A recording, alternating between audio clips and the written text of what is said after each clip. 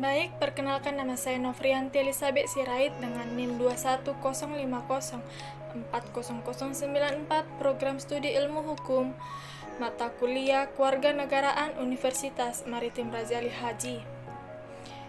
Di sini saya akan menjelaskan mengenai bab 5 tentang bagaimana harmoni kewajiban dan hak negara dan warga negara dalam demokrasi yang bersumber pada kedaulatan rakyat dan musyawarah untuk mufakat. Warga negara memiliki hak dan kewajiban terhadap negara. Sebaliknya pula, negara memiliki hak dan kewajiban terhadap warga negara. Hak dan kewajiban warga negara merupakan isi konstitusi negara perihal hubungan antara warga negara dengan negara. Di Indonesia, pengaturan hak dan kewajiban warga negara diatur dalam Undang-Undang Dasar Negara Republik Indonesia 1945. Lalu, bagaimana pengaturan selanjutnya agar dapat diwujudkan dalam hubungan yang harmonis antara hak dan kewajiban warga negara? A. Menelusuri konsep dan urgensi harmoni kewajiban dan hak negara dan warga negara. Konsep kewajiban selalu menjadi landasan aksiologis dalam hubungan rakyat dan pengusaha. Rakyat wajib patuh kepada titah raja tanpa reserve sebagai bentuk penghambatan total.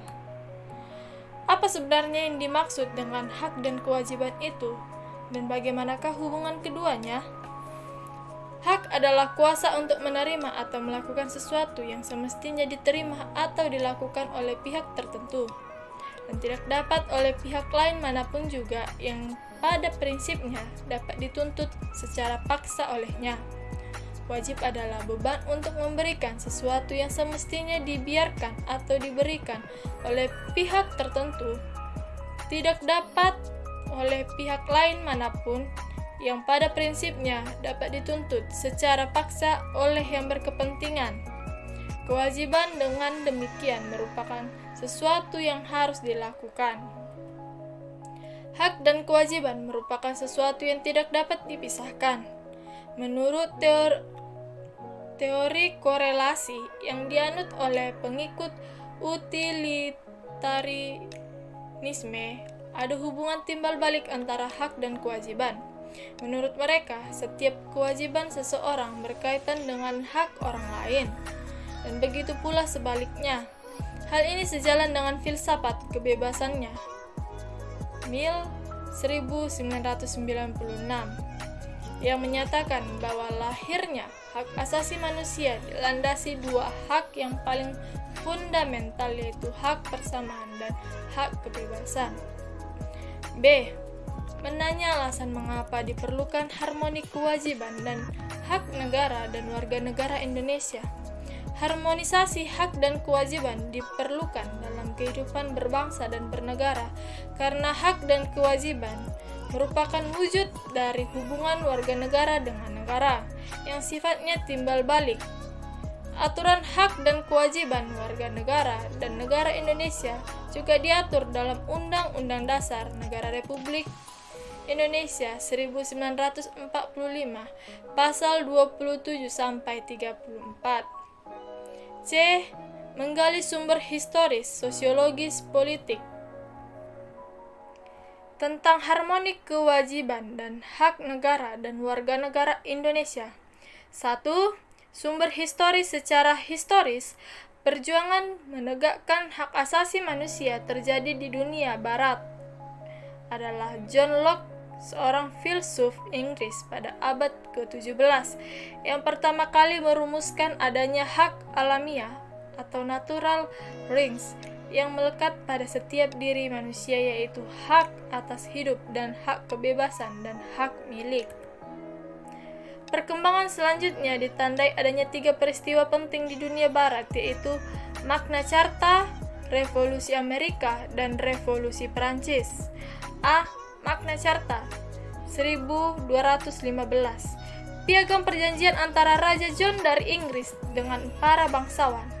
Isinya adalah pemberian jaminan beberapa hak oleh raja kepada para bangsawan beserta keturunannya, seperti hak untuk tidak dipenjarakan tanpa adanya pemeriksaan, pengadilan, jaminan itu diberikan sebagai balasan atas bantuan biaya pemerintahan yang telah diberikan oleh para bangsawan. B. Revolusi Amerika 1276. Perang kemerdekaan rakyat Amerika Serikat melawan penjajahan Inggris disebut Revolusi Amerika. Declaration of Independence atau Deklarasi Kemerdekaan Amerika Serikat menjadi negara merdeka tanggal 4 Juli 1776 merupakan hasil dari revolusi ini. C. Revolusi Prancis 1789.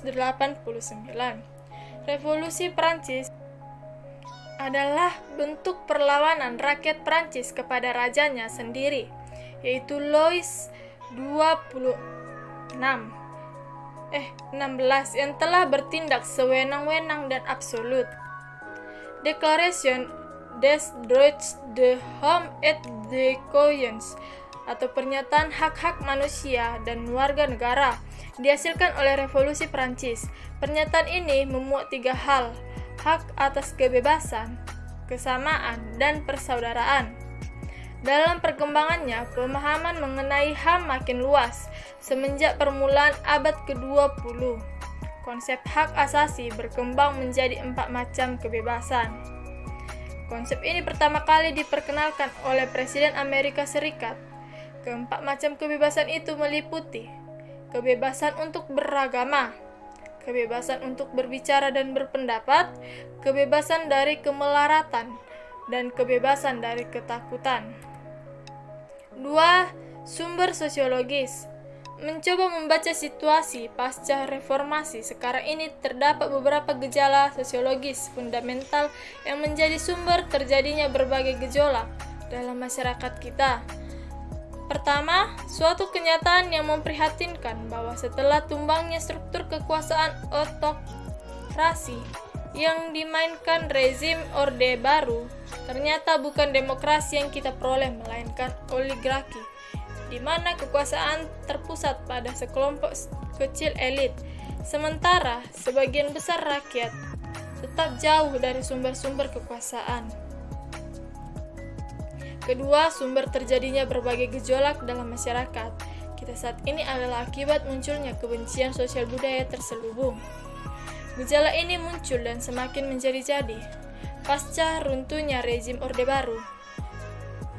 Sosiokultural animosity adalah suatu kebencian sosial budaya yang bersumber dari perbedaan ciri budaya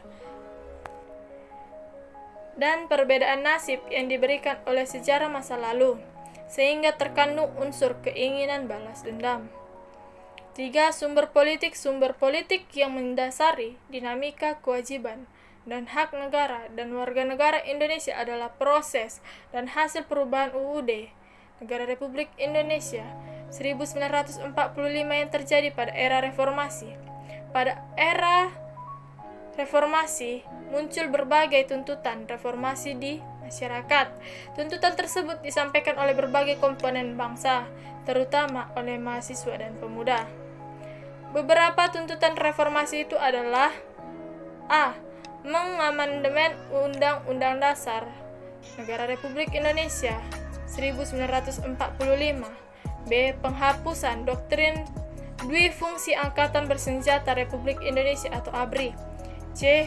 Menegakkan supremasi hukum, penghormatan hak asasi manusia, serta pemberantasan korupsi, kolusi, dan nepotisme. D. Melakukan desentralisasi dan hubungan yang adil antara pusat dan daerah. E. Otonomi daerah. F. Mewujudkan kebebasan. G. Mewujudkan kehidupan demokrasi. D. Membangun argumen tentang dinamika dan tantangan harmoni kewajiban dan hak negara dan warga negara. 1. Aturan dasar ihwal pendidikan dan kebudayaan serta ilmu pengetahuan dan teknologi. Ketentuan mengenai hak warga negara di bidang pendidikan semula diatur dalam pasal 31 ayat 1 Undang-Undang Dasar Negara Republik Indonesia 1945. 2. Aturan dasar ihwal perekonomian nasional dan kesejahteraan sosial. mendeskripsikan esensi dan urgensi harmoni kewajiban dan hak negara dan warga negara. Satu, agama. Bangsa Indonesia dikenal sebagai bangsa yang religius. Kepercayaan bangsa kita kepada Tuhan Yang Maha Esa telah ada semenjak zaman prasejarah, sebelum datangnya pengaruh agama-agama besar ke tanah air kita. Karena itu, dalam perkembangannya bangsa kita mudah menerima penyebaran agama-agama besar itu. Pancasila bersifat hierarkis.